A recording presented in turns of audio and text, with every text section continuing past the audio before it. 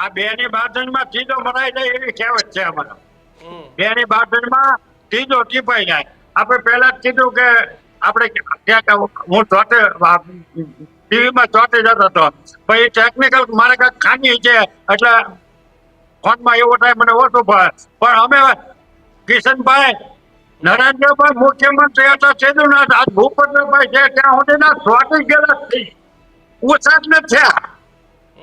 હું તમારો જવાબદારી પડું. અમે નરેન્દ્રભાઈ મુખ્યમંત્રી હતા ત્યારના ચોટી ગયેલા છીએ, હજી ઉભા નથી થયા.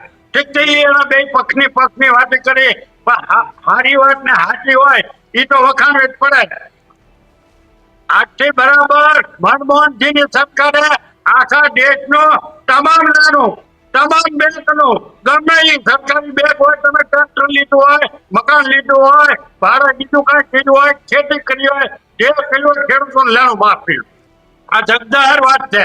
કેશુ બાપાએ ઓન ધ સ્પોટ ટેબલ ઉપર બેઠા બેઠા નિર્ણય લીધેલો છે. ભાઈ શૈલેષભાઈ ના પક્ષના જ મુખ્યમંત્રી હતા. હાલા હોય તો અમે વખાણ કરીએ જ, અમને હું હતો કેશુ બાપાના વખાણ ભરપેટ કરીએ, ત્યારે ત્યારે કરીએ. પણ પછી આ બધાને વખાણ કરવા એ એમ કે તો એવા તો કઈ અમે ખોટા વખાણ કરીએ. અને પણ હવે અમારો સહાય ની વાત કરવી.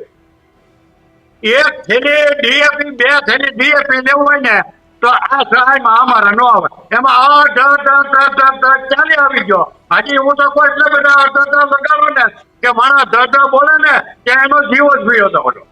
આટલું બોલો બધા ભાજપ હોય. તમારું મન ભાવે, તમારો પક્ષ છે, તમને રાષ્ટ્રથી મતનું અભિમાન છે.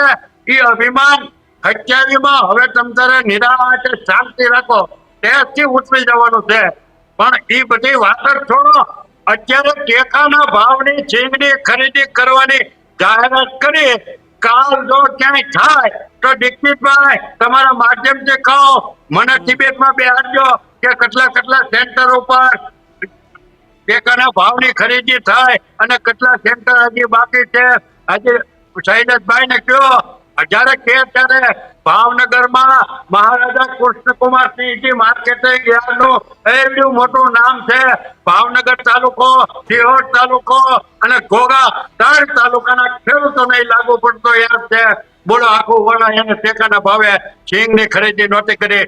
મહુવામાં હું પછડાઈ મળી ગયો ત્યારે એને 14 તારીખે જાહેરાત કરી હતી, પણ 20 તારીખે 6 દી મોડી કરી.